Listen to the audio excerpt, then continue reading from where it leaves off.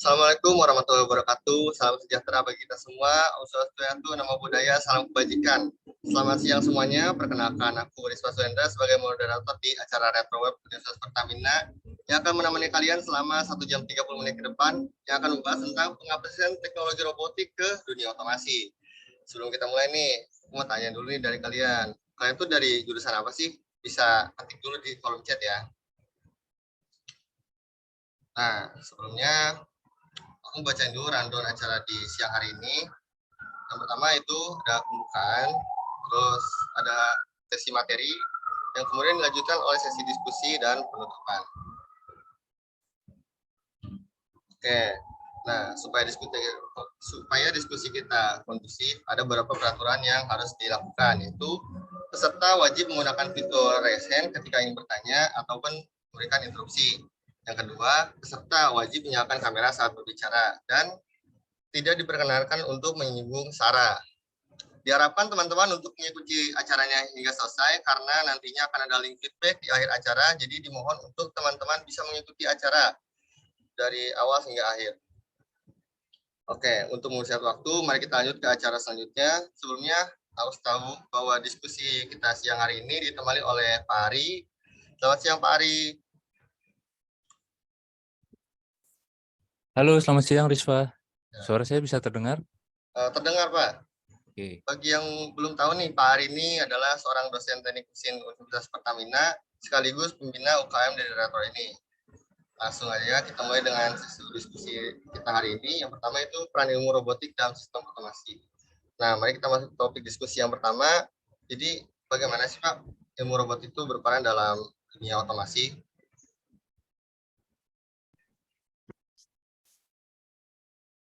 Oke. Ini saya menyampaikan materi atau gimana? Iya Pak, ini udah masuk ke sesi diskusinya. Sesi materi, oke. Berarti Materinya. saya bisa share screen gitu ya? Oh, sebentar Pak. Atau bentuknya diskusi tanya jawab atau gimana? Bisa di share screen Pak? Oke, share screen. Jadi bentuknya presentasi boleh ya? Boleh Pak. Oke. Jadi setelah itu baru kita diskusi dari materi tersebut.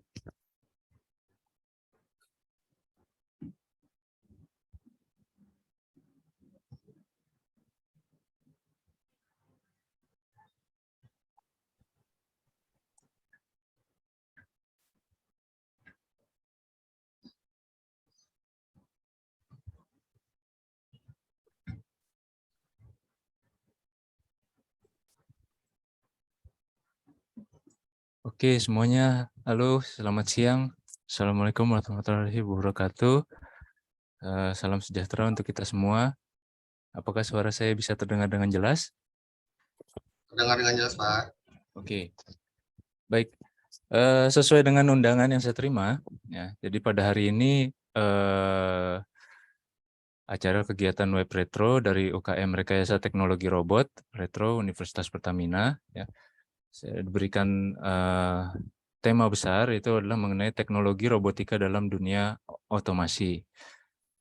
Ada beberapa slide ya yang akan saya coba sampaikan, nanti bisa sebagai bahan diskusi kita bersama. Gitu ya kira-kira ya, Mas Rispa ya, saya panggilnya Mas Rispa aja ya. Iya Mas Isfa, boleh.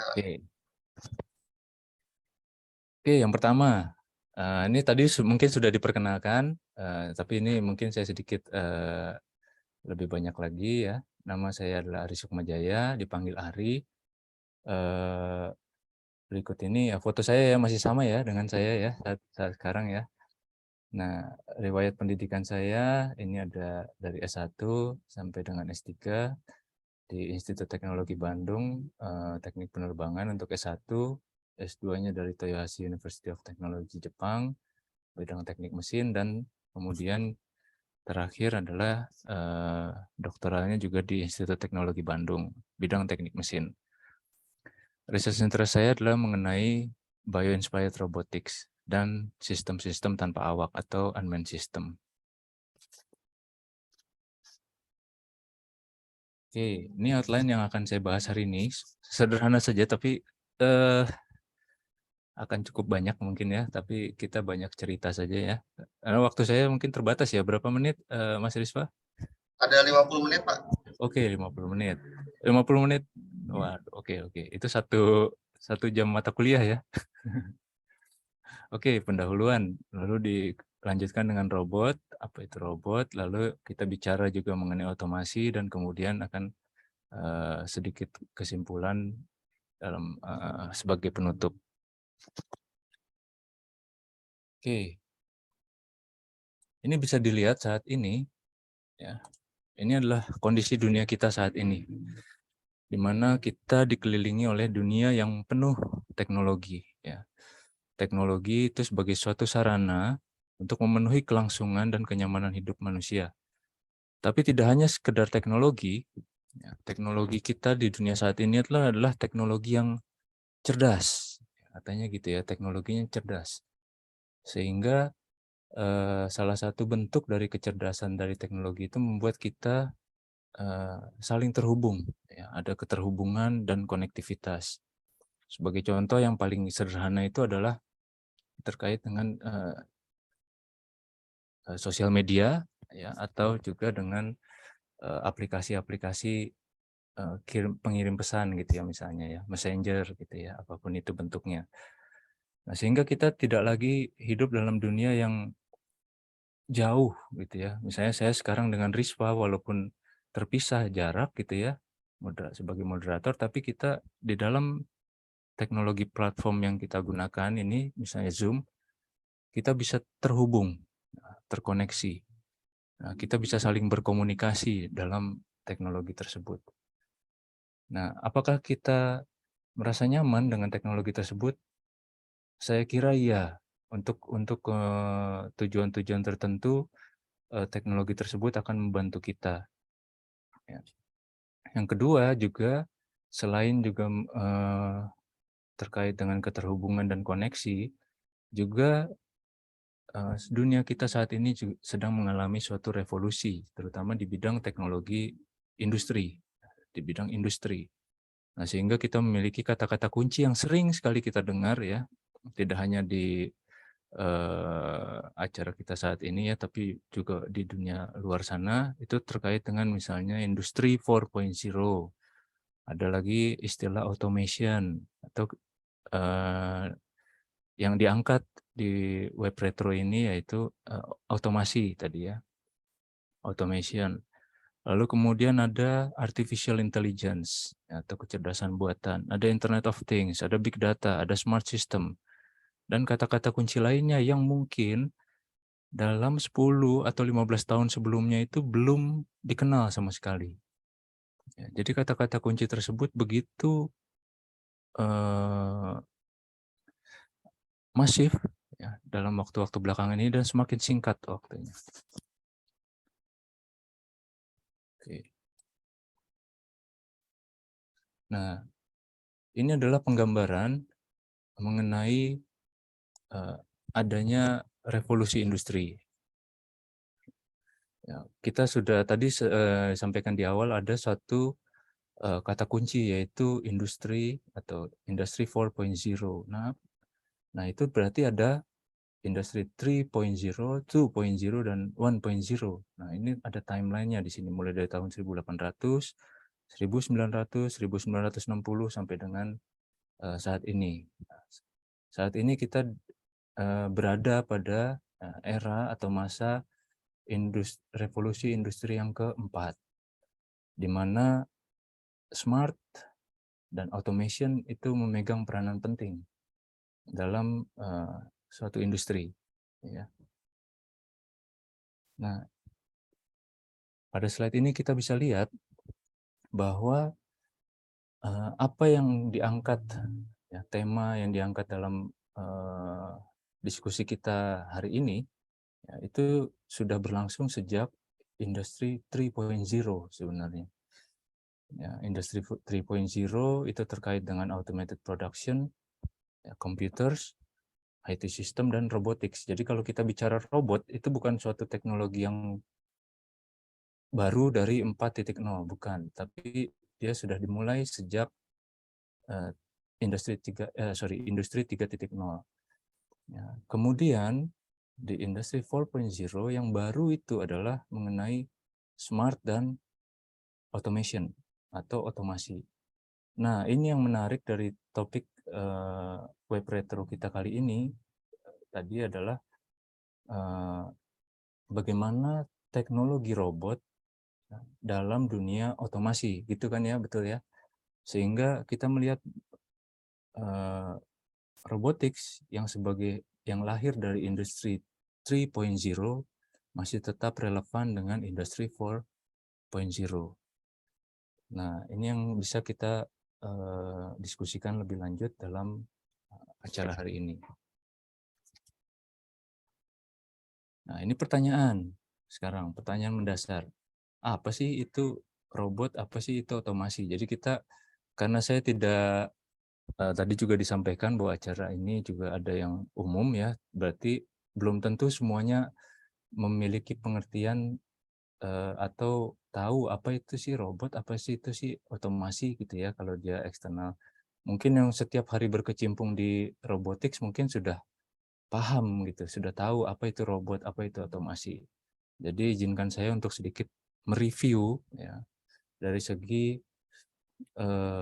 terminologi robot dan otomasi. Oke, kita cek perjalanannya ya. Sedikit ini kita lihat timeline ya, sejarah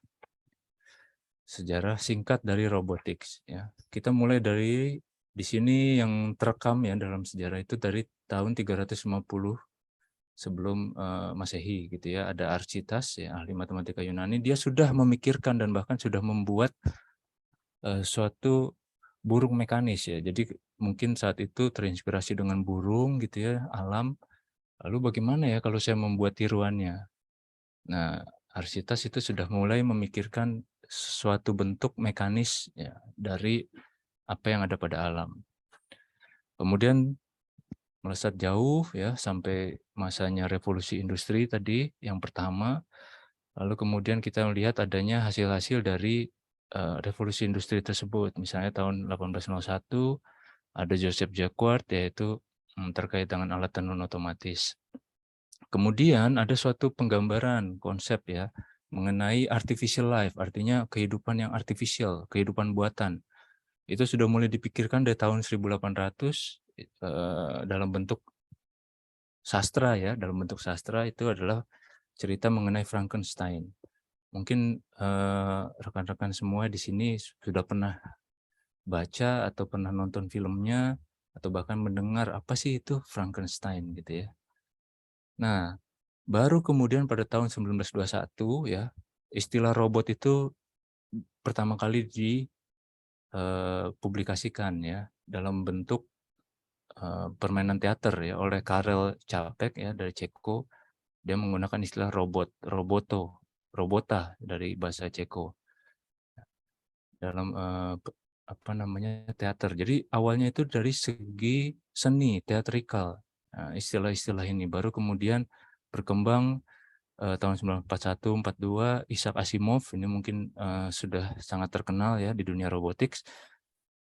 Jadi Isaac Asimov itu menggunakan istilah robotics baru mendasarkan pada istilah yang disampaikan Karel Čapek tadi. Robotics itu untuk suatu teknologi baru terkait dengan struktur-struktur yang mekanis, ya, robotics. Kemudian dia juga menuliskan mengenai 3 hukum robot, ya. 3 hukum robot dari Isaac Asimov, ya. Kalau 3 hukum fisika dari Isaac Newton. Nah, ini Isaac juga depannya, Isaac Newton dan Isaac Asimov. Nah, ini ada 3 hukum robot. Kemudian tahun 48 ada Norbert Wiener, itu mengembangkan cybernetics. Nah, kemudian robotics itu menjadi populer itu sebenarnya pada tahun 1977 ya. Ini popularitasnya bukan karena teknologinya begitu berkembang jauh, tapi karena ada satu cerita fiksi, science fiction yang mungkin sudah pada tahu ya, namanya adalah Star Wars. Star Wars ini adalah satu cerita mengenai cita-cita ya, mungkin cita-cita manusia untuk perjalanan galaksi antar galaksi. Dan di situ ada robot yang menjadi inspirasi ya, menjadi inspirasi bagi penelitian-penelitian selanjutnya. Robot itu seperti apa sih? cerdasnya robot itu seperti apa sih bentukannya. Nah, itu bisa dilihat pada gambar ini ada R2D2 dan C3PO gitu ya. Nah, bagi yang belum pernah nonton Star Wars, coba sekali-kali eh, Anda bisa tonton film Star Wars ini. Saya kira ini bagus filmnya ya. Kemudian berlanjut-lanjut adanya perkembangan kita sudah bisa mengirim rover ya ke Mars gitu ya. Sampai dari mulai tahun 97 itu Pathfinder sampai dengan Spirit and Opportunity di tahun 2004. Jadi jarak yang begitu jauh itu tidak lagi menjadi hambatan bagi manusia untuk mengeksplorasi lebih lanjut karena adanya satu teknologi dasar yaitu teknologi yang mendasarinya itu teknologi robotics tadi. Nah, ini juga bisa dilihat di yang paling ujung, saya taruh sengaja paling ujung ini adalah perkembangan bentukan di mana pertama kalinya suatu robot itu hampir menyerupai bentuk manusia dan berfungsi seperti manusia. Itu adalah robot Asimo ya dari Honda. Mungkin ini juga terkenal ya. Dan saya kira ini digunakan ya namanya ya oleh kabinet yang retro yang sekarang ya, Asimo ya. Nah, dari sini kita sudah lihat tadi perkembangannya secara sejarah dari timeline waktu itu bukan teknologi yang kemarin jadi gitu ya, bukan teknologi yang 1 bulan, 2 bulan atau bahkan setahun 2 tahun jadi gitu. Dia adalah bertahap dan berkembang.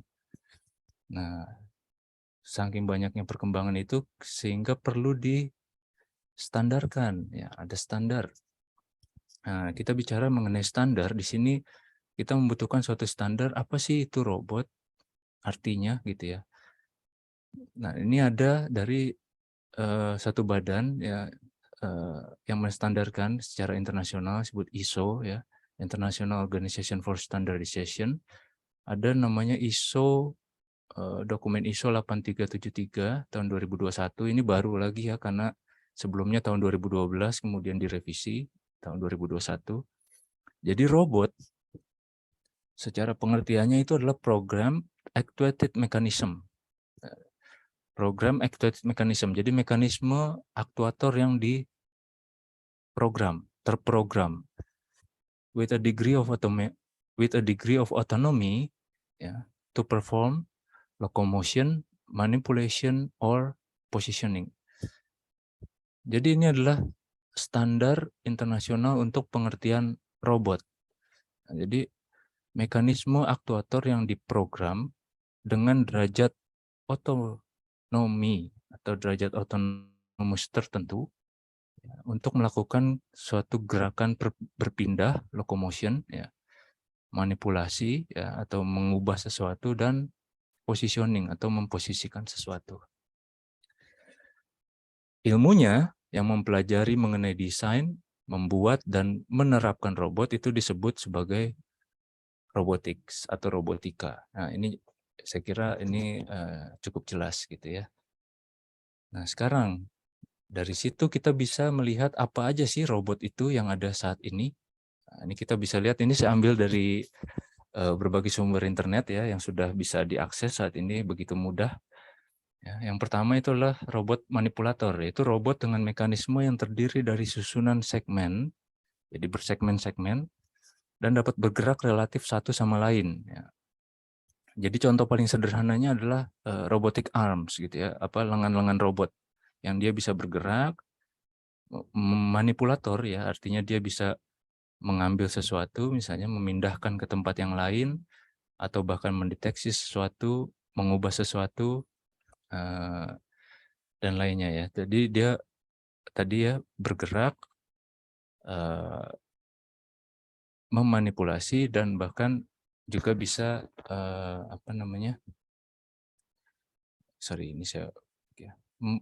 memindahkan posisi tertentu gitu ya.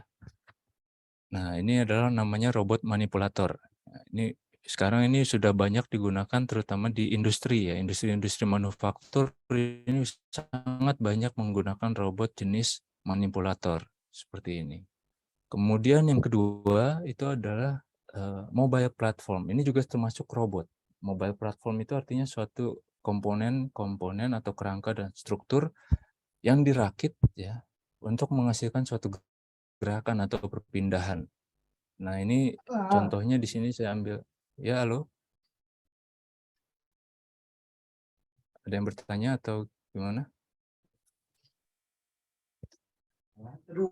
Salah Oke, terus. bisa dilanjutkan. Risva, gimana, bisa lanjut atau? Ya Pak, untuk Lanjut presentasi, ya? oh ya, Oke. dari Nah, jadi mobile platform ini bisa dilihat contohnya adalah autonomous forklift gitu ya.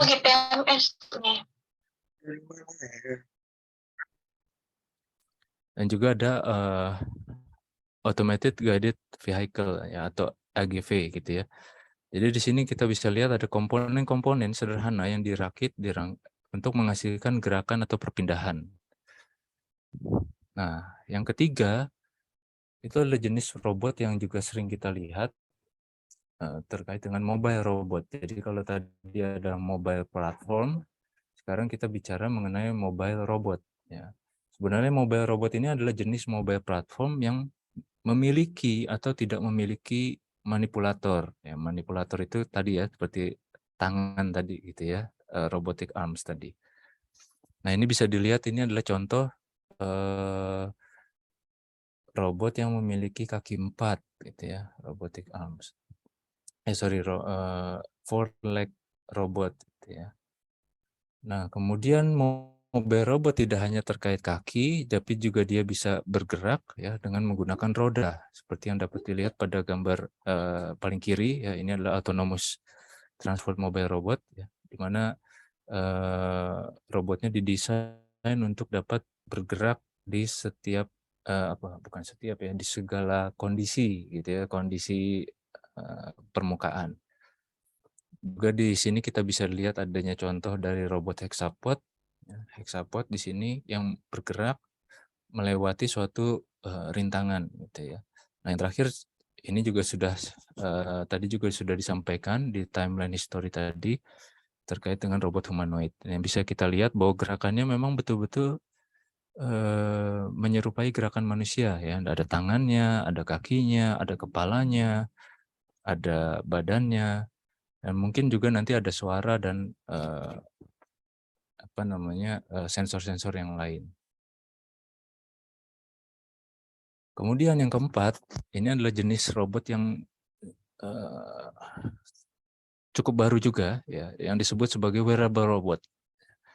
Wearable robot ini artinya robot yang melekat atau dibawa oleh pengguna atau manusia gitu ya. Dia bisa meningkatkan kemampuan pengguna. Ini contohnya kalau kita lihat di sebelah kiri ini adalah exoskeleton gitu ya. Ini contoh yang paling populer dari wearable robot. Jadi ketika saya menggunakan suatu mekanisme struktur yang saya lekatkan pada badan saya akan memiliki kekuatan yang lebih gitu ya, diberikan gaya lebih gitu ya oleh struktur-struktur tadi. Sehingga contohnya saya bisa mengangkat suatu benda yang jauh lebih berat atau bisa memindahkan suatu objek dengan jarak yang lebih jauh tanpa merasa lelah gitu.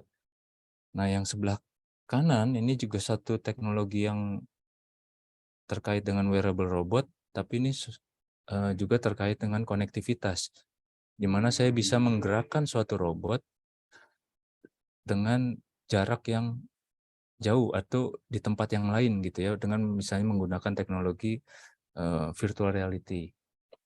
Jadi saya bisa menggerakkan tangan saya, robot di jarak tertentu yang jauh itu juga ikut bergerak. Jadi inilah contoh-contoh robot yang saat ini ada, gitu ya. Saat ini ada dan ke depan akan terus mendapatkan tempat untuk pengembangannya. Nah, bagian selanjutnya tadi kita sudah bahas awalannya mengenai robot.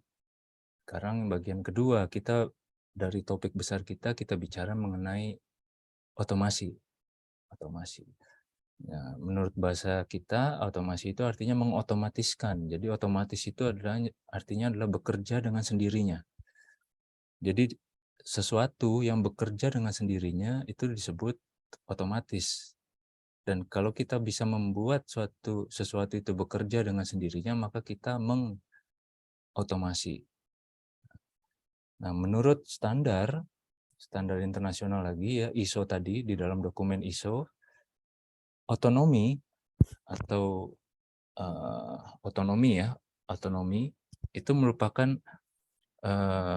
ability to perform intended task, ya, kemampuan untuk melakukan suatu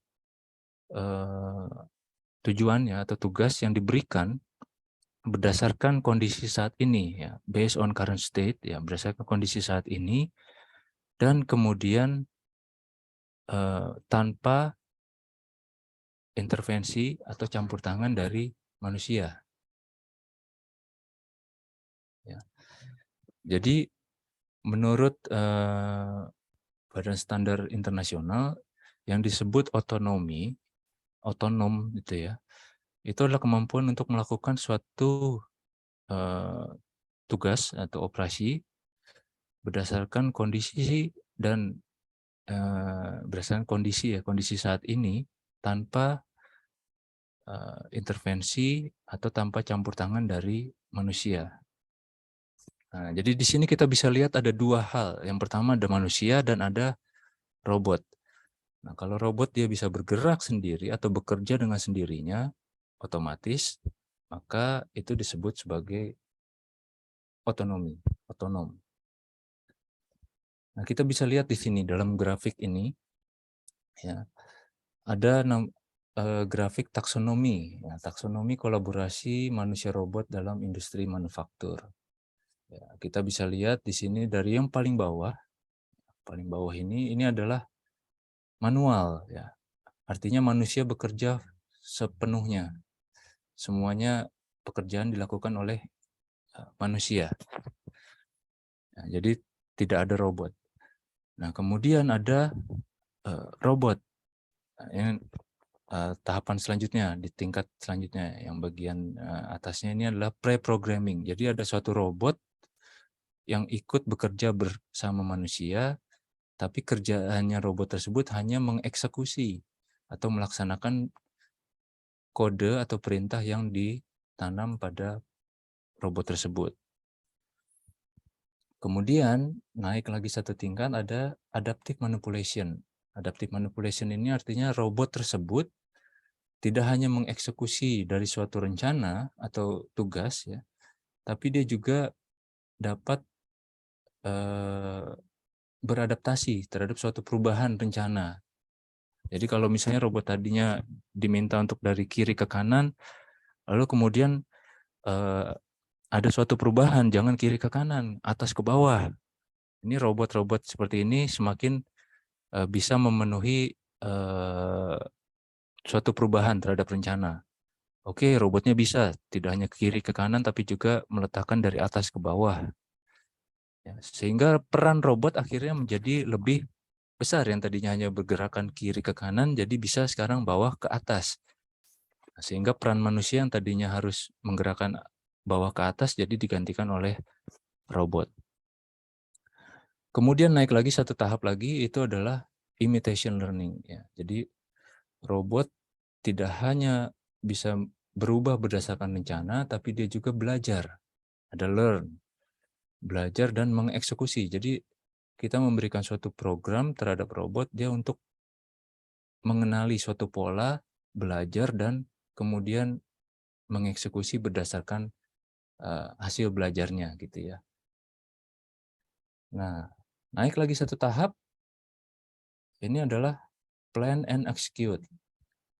Nah, jadi sekarang robot tidak hanya belajar, tapi juga dia merancang dan melaksanakan.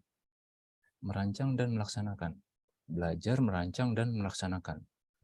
Nah, di sini jadi peran manusia akan semakin sedikit, karena robotnya sudah bisa belajar, robotnya sudah bisa merancang, dan bahkan robotnya sudah bisa melaksanakan sendiri. Jadi manusia akan dalam kondisi robot semakin otonom, maka posisi manusia semakin tidak dibutuhkan untuk bekerja setara dengan robot. Nah, saat ini gitu ya, saat tahapan improvisatory control gitu ya. Jadi peran manusia semakin lama semakin sedikit. Baru kemudian inilah yang kita sebut sebagai otonomus. Ya, kalau kita bicara mengenai otonom itu sebenarnya harus sampai tahapan yang paling terakhir ini, di mana peran manusia itu hanya memonitor, mengawasi, ya, monitoring, mengawasi. Ya. Jadi mungkin sedikit mengevaluasi gitu ya. Jadi benar-benar peran manusia dalam full otonomi ini sangat minimal sekali. Jadi mulai dari belajar, merancang, lalu mengeksekusi suatu operasi atau pekerjaan itu semuanya dilakukan oleh robot. Nah, inilah yang membuat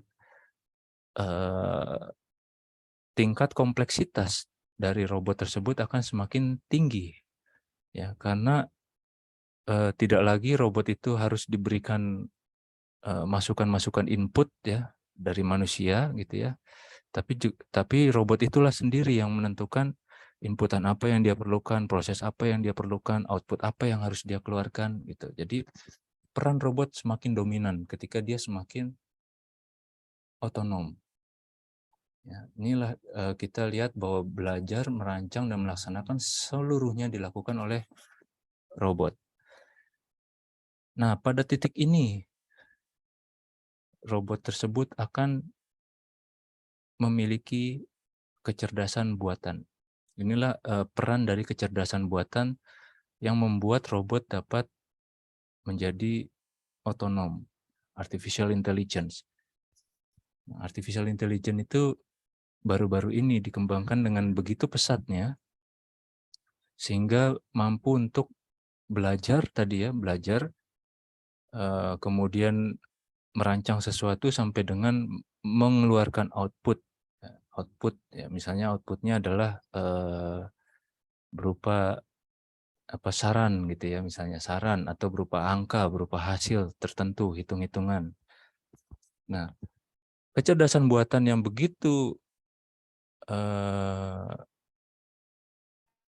berkembang ya saat ini, begitu banyak hasil-hasilnya yang kita sudah lihat, tinggal satu langkah lagi untuk diterapkan pada suatu sistem mekanik. Ya, ketika suatu sistem mekanik diterapkan oleh kecerdasan buatan, maka dia memiliki potensi yang lebih tinggi untuk menjadi robot atau sistem yang otonom. Karena dia tadi, otonomus itu berarti dia bisa belajar, merancang, dan melaksanakan semuanya dikerjakan sendiri. Oke. Nah, sampai di sini kita bisa melihat contoh yang lain ya dari tingkat otonomi ya, dalam contoh misalnya pesawat terbang di sini. Jadi yang paling rendah itu pertama tadi ya, itu adalah di pesawat itu dikendalikan secara manual oleh pilot. Jadi ada pilot di dalam pesawat. Nah, naik satu langkah, kita juga sudah sering mendengar ada namanya autopilot. Autopilot bukan berarti pilotnya nggak ada di dalam pesawat terbangnya, tapi pilot masih tetap ada, tapi kendali-kendali penting dari suatu pesawat terbang bisa dikendalikan secara otomatis gitu ya, secara otomatis oleh sistem autopilot. Jadi pilotnya bisa istirahat sebentar gitu ya, nggak pegang kendali terus, nggak monitor angka-angka terus gitu ya. Jadi dia bisa istirahat sebentar gitu. Nah, naik lagi satu tingkat itu adalah manusia berada pada lokasi yang berbeda dengan pesawatnya. Ini yang disebut sebagai teleoperation. Teleoperation. Jadi saya punya suatu ruangan sendiri, misalnya ada kamar gitu ya, ini adalah kamar kendali gitu ya. Saya mengendalikan seperti saya main game, tapi game itu bukan game, tapi dia sebenarnya mengendalikan suatu pesawat terbang yang di luar sana gitu ya. Jadi ada suatu pesawat terbang tanpa awak ya. Kita sebutnya bahasa Indonesia adalah PTTA, pesawat terbang tanpa awak yang dikendalikan secara remote atau dari jarak jauh oleh oleh seorang operator. Jadi masih ada manusianya, tapi dia tidak lagi ada di dalam pesawat, tapi dia berada di luar, tapi seluruh kendali dari pesawat tersebut dilakukan eh, oleh manusia. Nah, ini disebut sebagai teleoperator. Nah, sehingga sekarang kita mendengar adanya istilah UAV, ya, Unmanned Aerial Vehicle, atau katakan yang paling populer istilahnya adalah drone. Ya, drone. Nah, drone ini sebenarnya adalah suatu bentuk teleoperator, ya, karena kita tidak mungkin dengan bentuk fisik kita sekarang ada di dalam drone, gitu ya.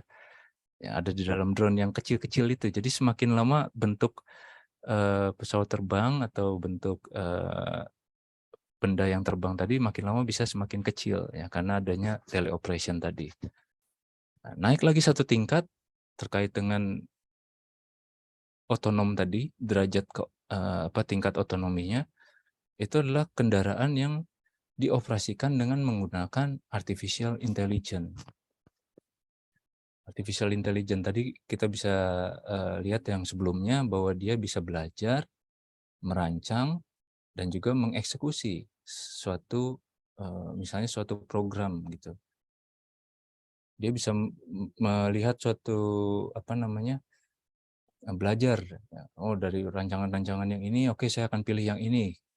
Kemudian dari situ saya akan membuat rencana menuju tercapainya program saya adalah A, B, C, D. Nah, kemudian dia bisa menentukan dengan dirinya sendiri drone tersebut ya bahwa saya akan memilih rute A, rute B, rute C. Lalu dia bergerak mengikuti rute tersebut. Nah, yang gambar sebelah kanan ini sebenarnya masih dalam bentuk konsep ya, karena sampai saat ini belum ada yang mendefinisikan secara pasti drone atau kendaraan yang sudah full autonomous. Jadi benar-benar dia bisa jalan sendiri gitu tanpa ada intervensi manusia. Yang masih bisa dicapai saat ini adalah yang masih semi autonomous. Ya, jadi contohnya misalnya ini adalah drone otonom ya, karena sebutannya drone otonom pengantar barang gitu. Jadi dia bisa mengantarkan barang, dia sendiri yang pilih rutenya, dia sendiri yang pilih targetnya siapa, apa yang mau dia antar, itu drone yang menentukan semua.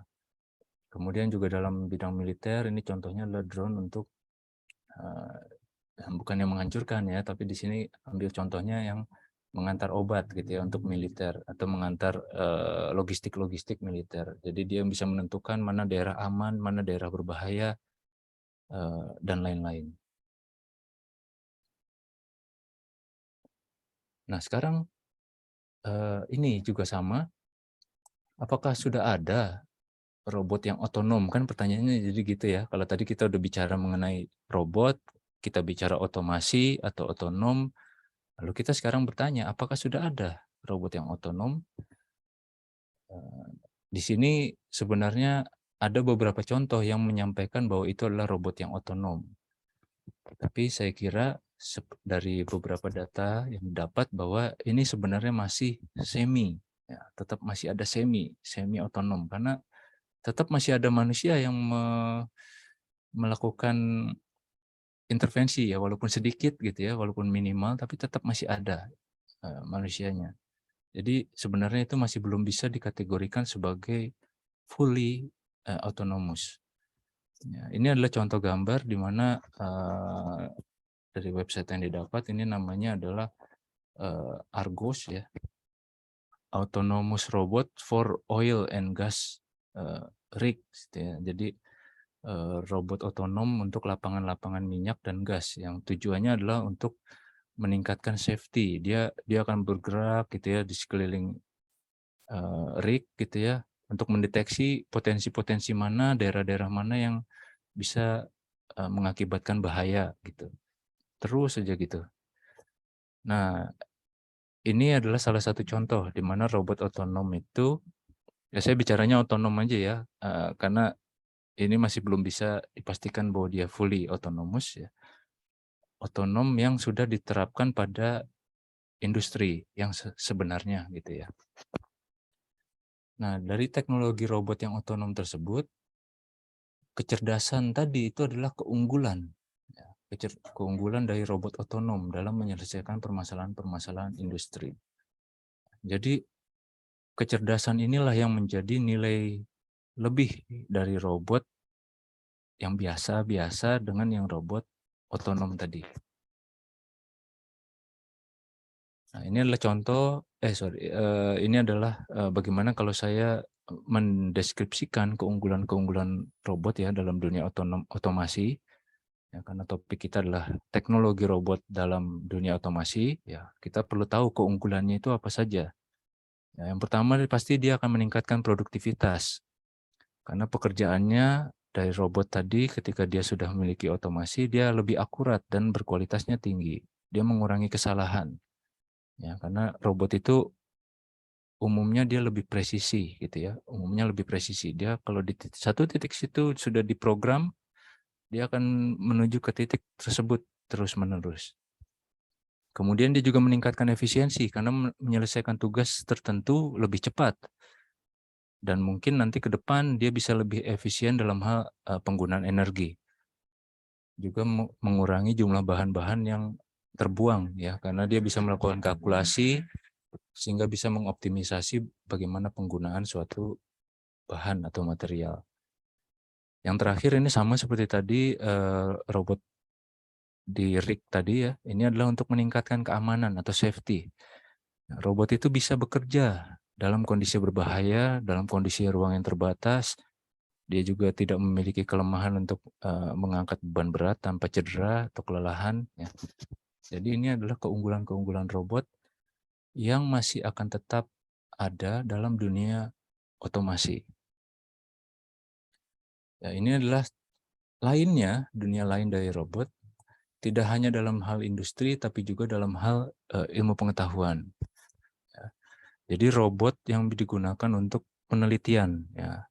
Ini adalah contoh-contoh bagaimana misalnya saya membuat suatu robot yang burung yang otonom, gitu ya, robot kura-kura yang otonom. Dan ini adalah contoh bagaimana saya meniru alam untuk mengetahui rahasianya, ya, rahasia alam. Sorry.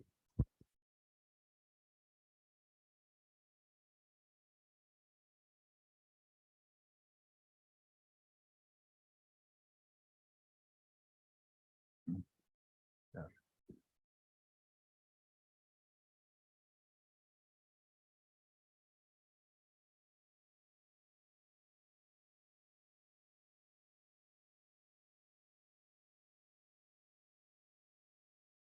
Oke,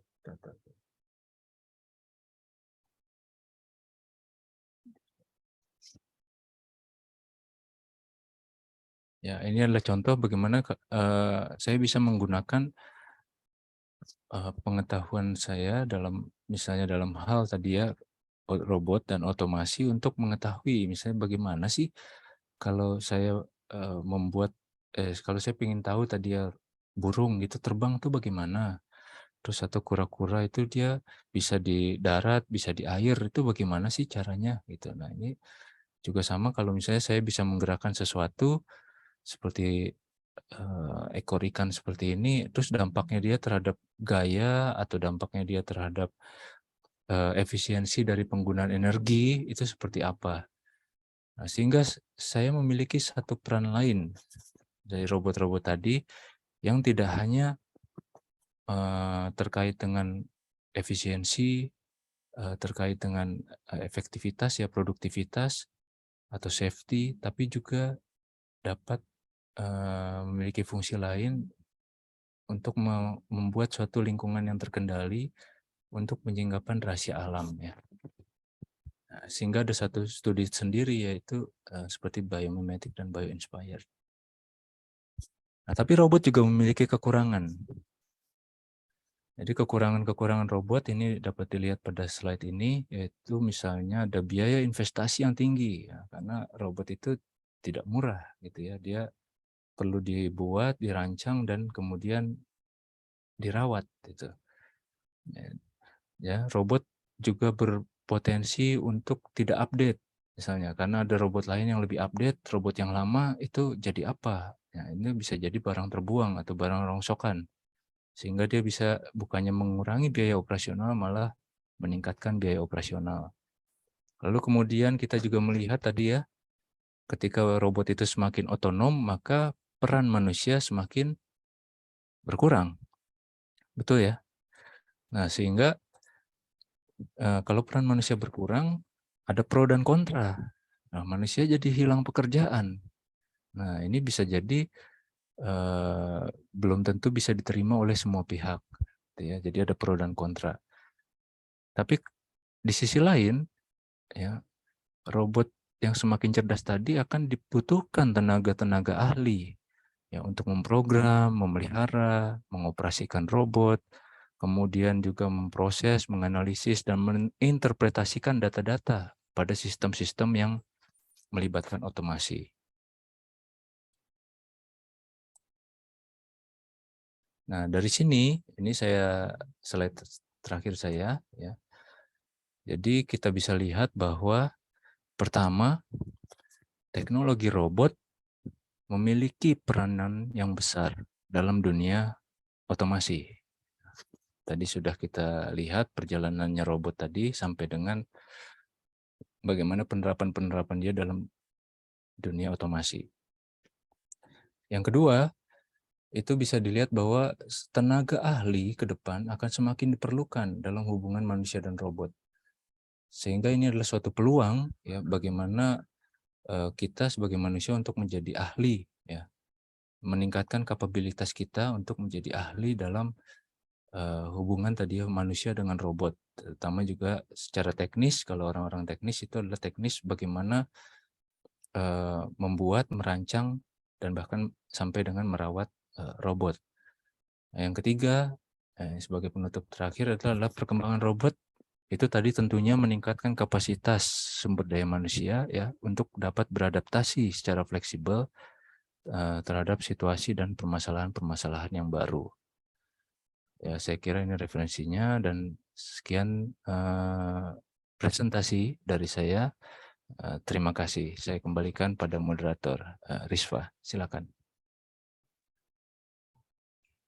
Gimana nih tadi materi yang diberikan? Cukup bermanfaat kan?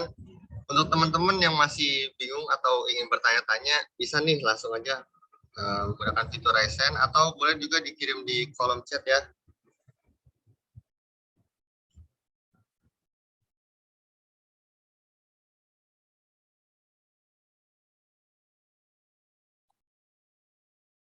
Nah, udah ada nih dari Pande. Selamat siang Pak Ari, saya Pande dari Elektro 2021. Izin bertanya terkait pendapat Bapak bagaimana kesiapan bangsa Indonesia terhadap perkembangan robot. Apakah akan menjadi peluang atau akan menjadi senjata makan tuan? Bagaimana tanggapannya Pak? Oke, baik. Terima kasih Pande ya untuk pertanyaannya mengenai kesiapan bangsa Indonesia terhadap perkembangan robot. Dalam beberapa referensi ya mulai dari sekitar tahun 2017 ke sini gitu ya sudah banyak digaungkan industri 4.0 di Indonesia, sehingga harusnya kalau dihitung sampai sekarang itu kurang lebih 5-6 tahun ya, kita harusnya sudah mulai siap menuju masuknya teknologi-teknologi otomasi. Jadi kalau ditanya kesiapan, apakah kita sudah siap terhadap perkembangan robot? Pertama kita lihat dulu ya. Saat ini kita lihat yang paling sederhananya itu adalah handphone kita. Di handphone atau di perangkat piranti kita itu ya, apa namanya, itu sudah banyak kita berinteraksi sebenarnya dengan sistem-sistem yang memiliki kecerdasan buatan, ya, artificial intelligence. Nah, apakah kita bermasalah dengan itu? Nah, itu saya kira tidak gitu kan. Nah, sekarang ketika nanti artificial intelligence tersebut masuk ke dalam robot sehingga robot tersebut menjadi robot yang otonom, maka kita perlu menyiapkan tidak hanya kesiapan diri kita, tapi juga lapangan-lapangan tempat kita menempatkan robot-robot tersebut. Ya, yang paling besar peluangnya adalah di bidang industri manufaktur. Nah, ini sudah cukup banyak ya, bahkan secara tradisional robot itu memang digunakan dalam industri manufaktur, misalnya perakitan atau perakitan mobil gitu ya, perakitan motor gitu. Jadi saya kira kesiapan kita terhadap perkembangan robot itu sudah siap gitu ya, sudah siap. Namun pertanyaannya kalau kita selalu tadi dijawab sudah siap. Nah, ini tadi terkait dengan penutup saya yang ketiga tadi, perkembangan perkembangan robot meningkatkan kapasitas SDM kita untuk beradaptasi secara fleksibel terhadap situasi dan permasalahan baru. Dan kita membutuhkan tenaga-tenaga ahli, ya, tenaga-tenaga ahli yang semakin diperlukan dalam hubungan manusia dan robot. Nah, untuk untuk memiliki tenaga ahli, maka kita memerlukan suatu sistem pendidikan atau suatu eh, struktur ya, struktur pendidikan yang terstruktur untuk kita dapat beradaptasi tadi, ya, mengikuti misalnya tadi terhadap perkembangan robot. Sehingga ini kalau tadi pertanyaannya apakah akan menjadi peluang atau senjata makan tuan, ini justru akan menjadi peluang.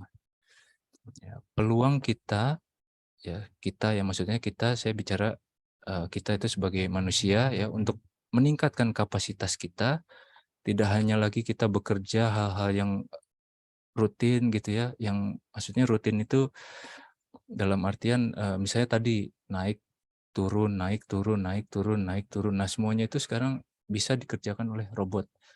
Nah sekarang dibutuhkan tenaga ahli. Kalau tenaga ahli berarti kita akan menggunakan kemampuan kognitif dan juga kemampuan yang ada pada diri kita yang lain untuk menjadi ahli, ya, menjadi ahli. Nah, ini sebenarnya meningkatkan satu tahap kapasitas kita sebagai manusia, gitu ya. Jadi, apakah siap? Siap. Peluang atau senjata makan tuan?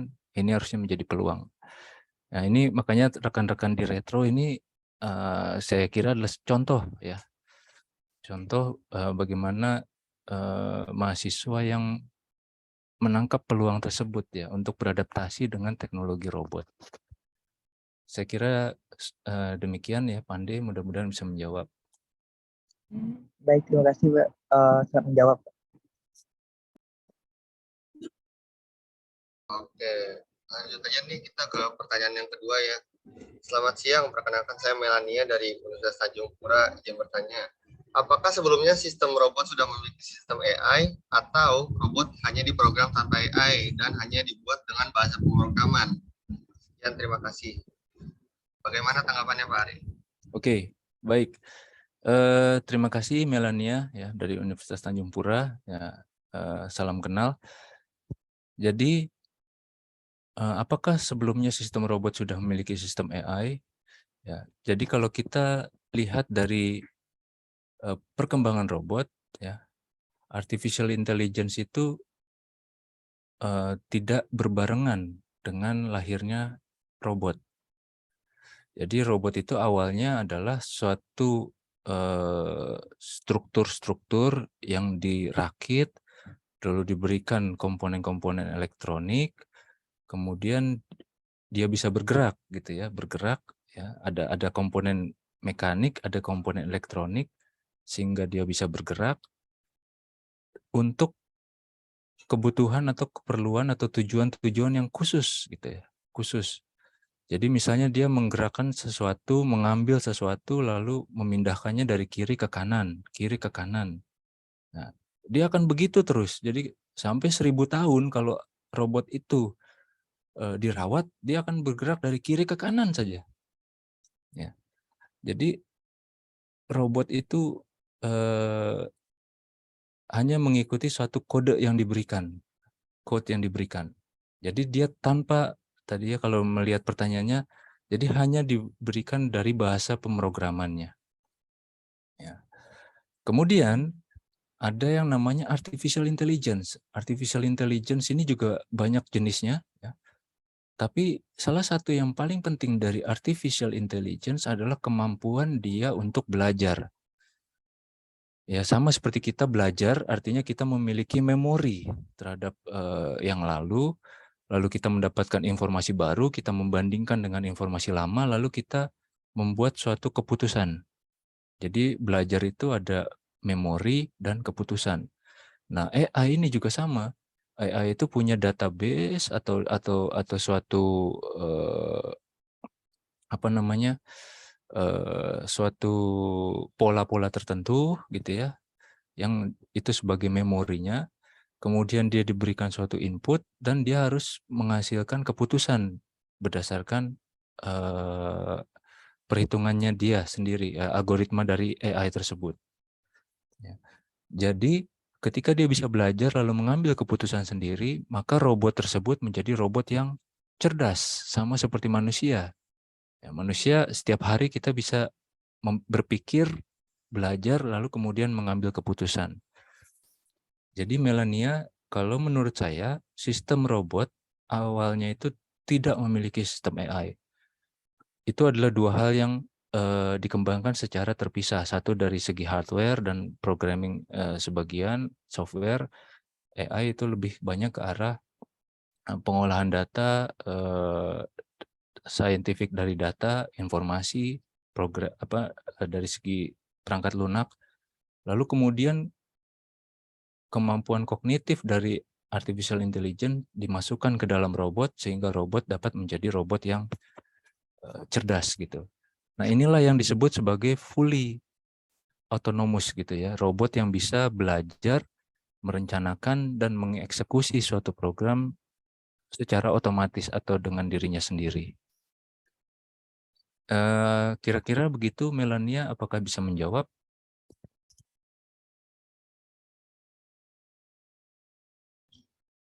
Gimana Malena, cukup menjawab ya tadi? Baik Pak, terima kasih sudah menjawab pertanyaan saya. Selanjutnya nih Pak, ada dari Muhammad Haris. Selamat siang Pak Haris, sebelumnya terima kasih banyak atas pendidikan. Seperti yang sudah disampaikan di awal bahwa Bapak merupakan alumni mahasiswa Jepang. Jadi sejauh ini bagaimana perkembangan teknologi robot di Jepang Pak dibandingkan negara lain? Oke, baik. Terima kasih Haris. Ini kayaknya saya perlu membalas ini, menjawab pertanyaan ini mungkin dari pengalaman pribadi aja ya. Jadi memang saya alumni dari Jepang gitu ya. Di sana saya melihat banyak sistem-sistem yang bergerak atau berfungsi secara otomatis ya, otomatis. Masih Pak. Tapi otomatis tersebut ini masih dalam sistem yang semi otonomous ya. Jadi contohnya saya waktu saya di sana robot-robot yang dicontohkan tadi itu hampir di setiap industri. Ya, misalnya saya pernah melakukan kunjungan ke industri apa namanya, ya saya nggak mau sebut merek ya, tapi salah satu minuman ion gitu ya yang ada di sana. Ya itu seluruhnya itu dibuat bersih, clean room, dan prosesnya itu dilakukan oleh robot-robot yang bergerak secara otomatis tadi. Itu robot industri yang namanya robot manipulator tadi ya. Dia mulai dari mengambil botolnya, mengisinya dengan airnya, lalu menutup dengan tutup botolnya, sampai kemudian di packing. Semuanya full robot. Jadi manusia itu hanya di bagian luar, khususnya dalam hal-hal administratif dan hal-hal quality control gitu ya. Kadang-kadang ada robot-robot tertentu yang bisa error, sehingga masih perlu ada manusia untuk mendeteksi robot mana yang error gitu. Nah, kemudian yang lainnya banyak di bagian rumah tangga gitu ya. Robot-robot rumah tangga itu juga sudah banyak gitu ya. Misalnya robot yang membersihkan lantai dan lain-lain. Yang paling banyak itu adalah kegiatan mahasiswa sebenarnya. Waktu saya mahasiswa di Jepang, saya mahasiswa master ya. Tapi di sana saya melihat bahwa mahasiswa sarjana S1-nya di tempat saya belajar dulu, itu robotiknya begitu aktif ya. Bahkan mereka sering banget juara dan mengadakan parade ya, parade robot jadi. Jadi itu hampir seperti tiap tahun mereka mengadakan seperti semacam eksibisi gitu ya. Eksibisi itu kayak pameran gitu ya, untuk menampilkan robot-robot yang mereka buat gitu. Bisa jadi robotnya sama dengan tahun lalunya, tapi ada ditambahkan apa, bisa ini, bisa itu. Jadi asik sekali gitu ya di Jepang itu untuk bagian robot. Gitu. Nah, ini menggambarkan bahwa dari segi tadi yang saya sampaikan ya, struktur kurikulum pendidikannya sudah mendukung untuk menciptakan tenaga ahli.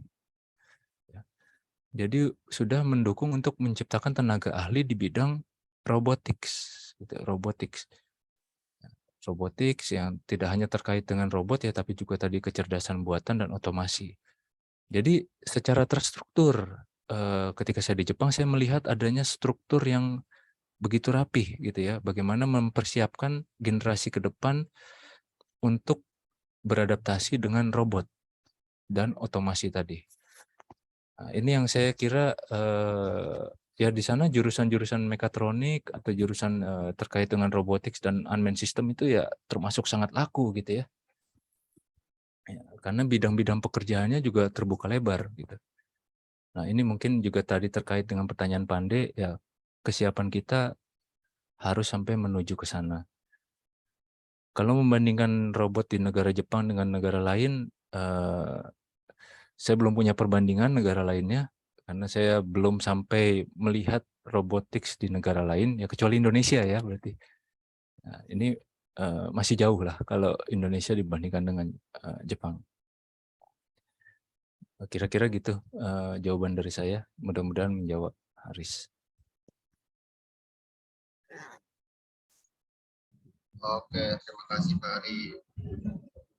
Nah, sehubung belum ada yang bertanya lagi nih, kebetulan moderator juga punya pertanyaan nih untuk Pak Ari. Oke, Kira-kira Rispa. nih Pak, apa sih tantangan terbesar dalam inovasi dalam di bidang teknis robotik dan sistem inovasi ini, sistem otomasi ini? Tantangannya tuh apa sih Pak?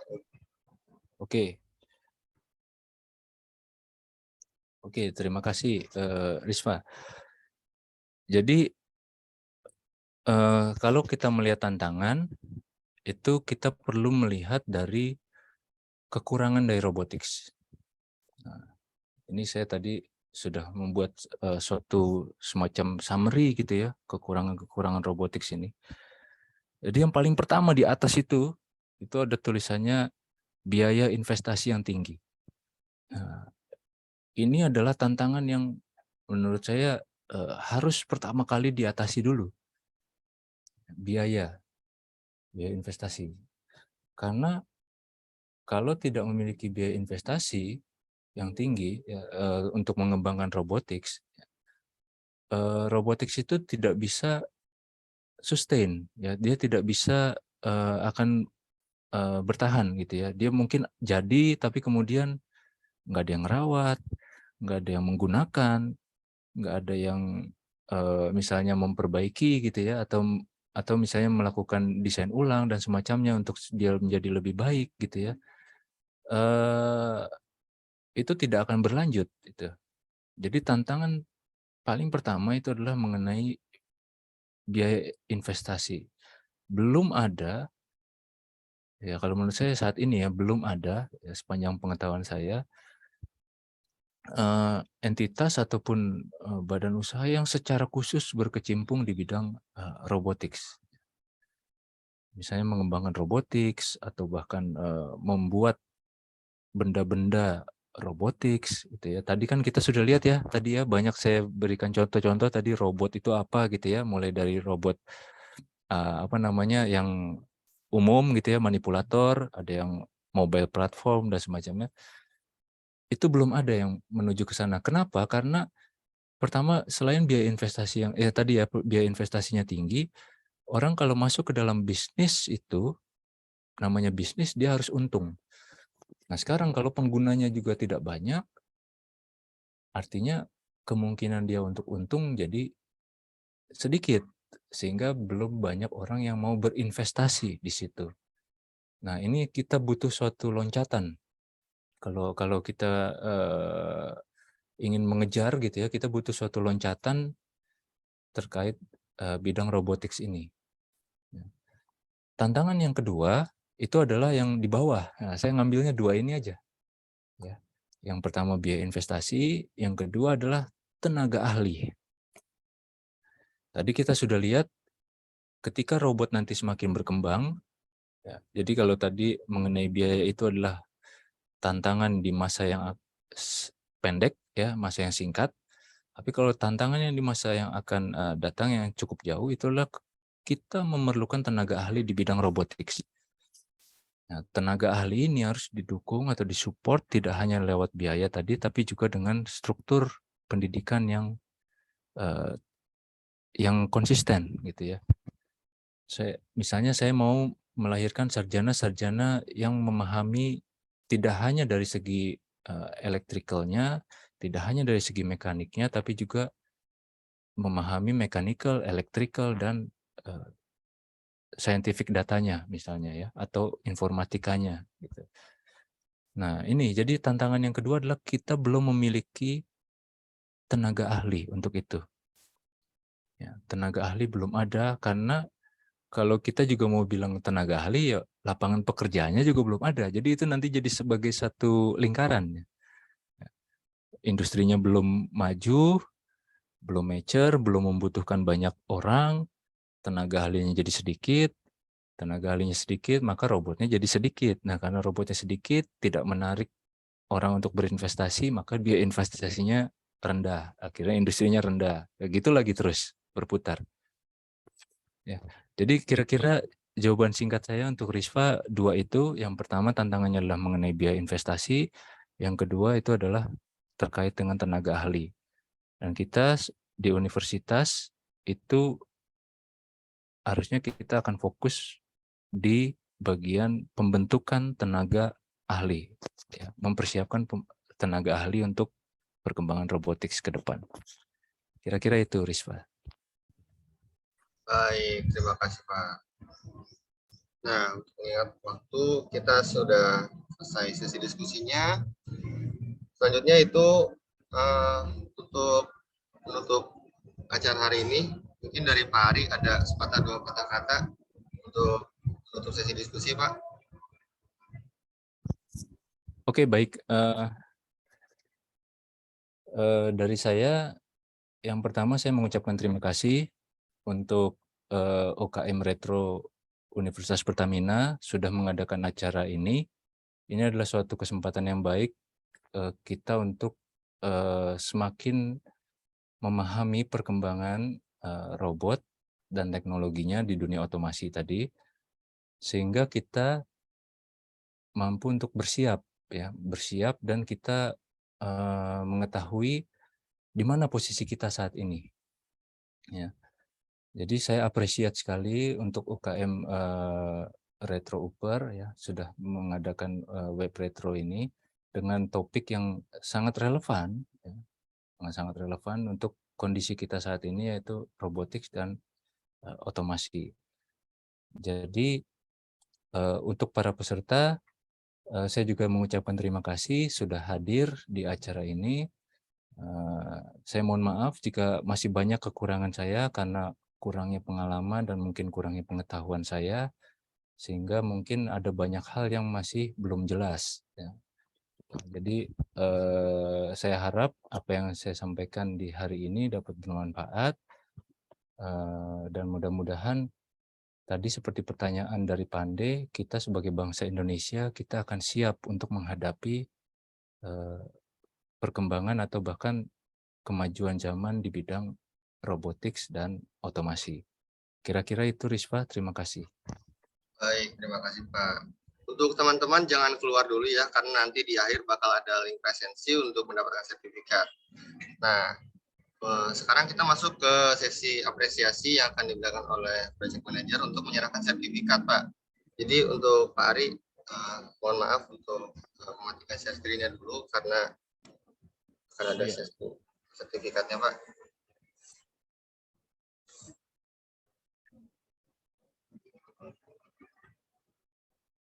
Nah, adalah sertifikat yang diberikan sebagai apresiasi kepada Pak Ari sebagai pemateri hari ini dalam webinar retro dengan judul Teknologi Robotika dalam Dunia Otomasi. Terima kasih banyak, Pak. Oke, terima kasih Risva dan tim dan juga UKM Retro. Terima kasih banyak. Nah, selanjutnya kita ada sesi foto bersama nih, teman-teman. Jadi bisa dihidupkan kameranya ya semuanya. Dan kepada panitia juga mohon dibantu untuk dokumentasinya.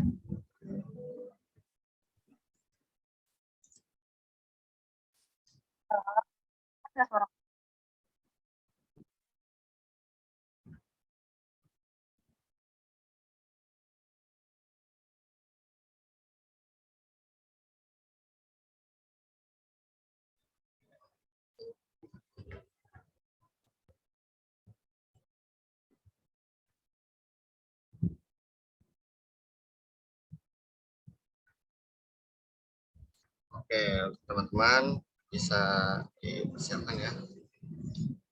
Kita foto dalam 3, 2, 1.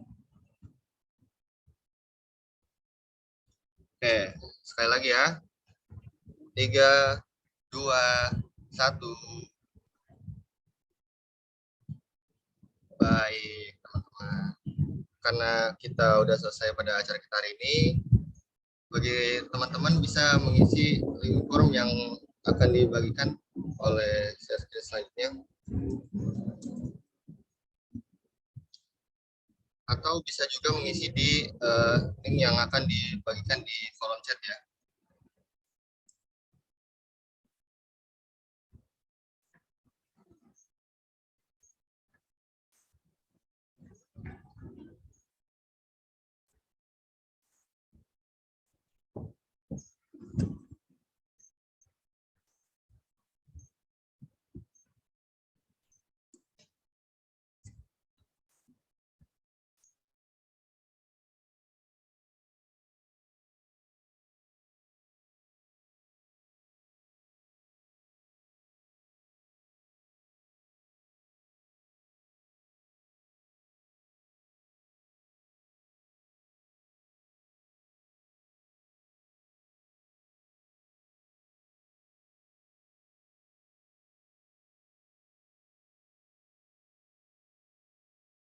Bagi teman-teman yang sudah mengisi link, boleh dipersilakan untuk keluar roomnya ya.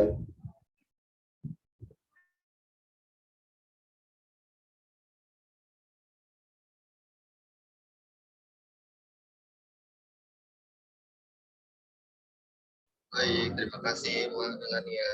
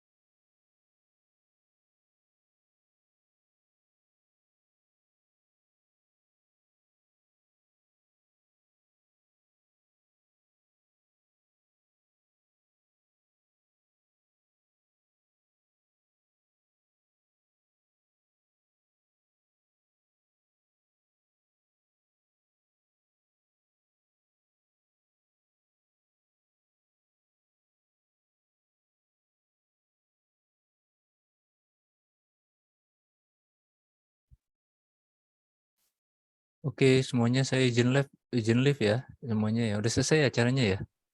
Sudah Pak. Oke, terima kasih Risva, terima kasih pengurus tim Retro semuanya ya. Terima kasih Pak Ari. Semangat, sukses Terima kasih banyak, semua. Pak. Terima kasih banyak Pak Ari.